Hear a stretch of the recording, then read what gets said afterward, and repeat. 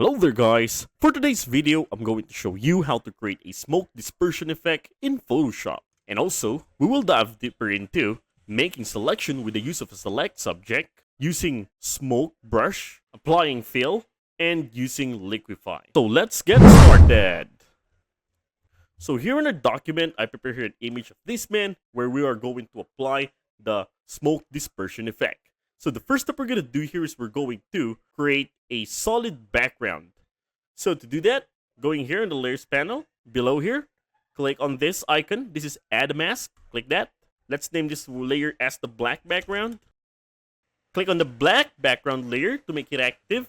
Then go to the menu bar, go to edit, then choose on fill. So this dialog box will appear. For the contents, I'm going to set this one to black and the opacity to 100% and the mode to normal. Then hit OK. There you are. The next step we're going to do here is we're going to make a selection of our subject. So to do that, let me hide first the black background layer, then click on the background layer to make it active, and then go to the menu bar, go to select, then choose on subject. Once we already have this selection, now let's create a layer effect by pressing Ctrl+J. Then from this subject layer, I'm going to click and drop it on top of the black background layer. There you are, creating a black background, of course. And by the way, if you find this video helpful so far, please consider subscribing to help YouTube algorithm show my videos to other nerds like us. Well, moving back, the next step we're going to do here is we're going to create another duplicate layer of this subject layer. So, press Ctrl+J to do that. Okay, I'm going to select on this original layer. Okay, this one down here underneath the layer 1 copy. Click this one. Let's apply here the liquify. So click on that layer to make it active. Go to the menu bar, go to filter, then choose on liquify. So this window will appear. So our goal here is to stretch the subject to cover up all our background, okay, with his skin. Okay, so I'm going to get the forward warp tool or press W. Then I'm going to increase the brush size by pressing closed bracket key, something like that.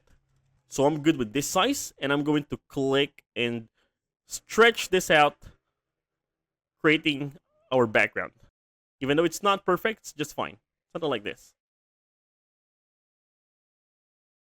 Alright, now it creates this funny effect. Okay, and then, once you're good with it, hit OK. Alright, there you go. So now that serves as our background. Okay, now I'm going to click on this layer 1 copy, then press Ctrl and also click to select these two layers, then right click on it and then choose merge layers. So these two layers turn into one layer now. Okay, and the next step here is that we're going to add a negative mask. So I'm going to click on that layer to make it active, then hold Alt. While holding it, go here, click on this, add a layer mask. Alright, so once I did that, it created this negative mask. The next step we're going to do here is we're going to reveal that with the use of a smoke brush. Well, you know, I downloaded a smoke brush on Google. Go to the brush tool, press B. Okay, so for the options, go to the options panel and click this one. Then find on the folder of the brush. Okay, so this one is what I downloaded. So this one has 20 brush presets. Okay, like this one. And I'm going to use these varieties of brush presets. Okay, so let's start first with this first one, smoke one. Okay, I'm going to click that. For the foreground color, set that to white. So this one, click this one. Make sure the foreground color is white. Then for the options panel, I'm going to set the opacity into 50%. Okay, also I'm going to increase the brush size to this. Okay, and then let's start clicking just once. All right, there you are. All right, then I'm gonna keep on. Okay, I'm gonna decrease the size and let's create another one over here. Okay, there you are, looking better. All right, then let's go and let's get the other brush. So I'm going to click on this smoke 2 layer. All right, so let's increase the size as well. Okay, let's apply it. Just click on the canvas. There you are.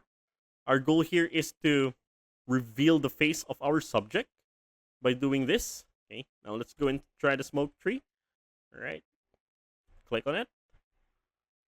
All right, as you have noticed here, the subject's face is now revealing smoke. So I'm going to do the same thing that I'm doing. All right, there you are.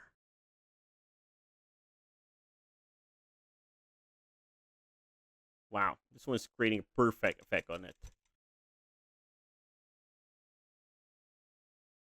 All right, that's it. This seems good for me now. Okay, so that's it. Let's zoom this one out. All right, so let me show you the before and after. So this one is the before, and this one is the after. And that is how to create a smoke dispersion effect in Photoshop.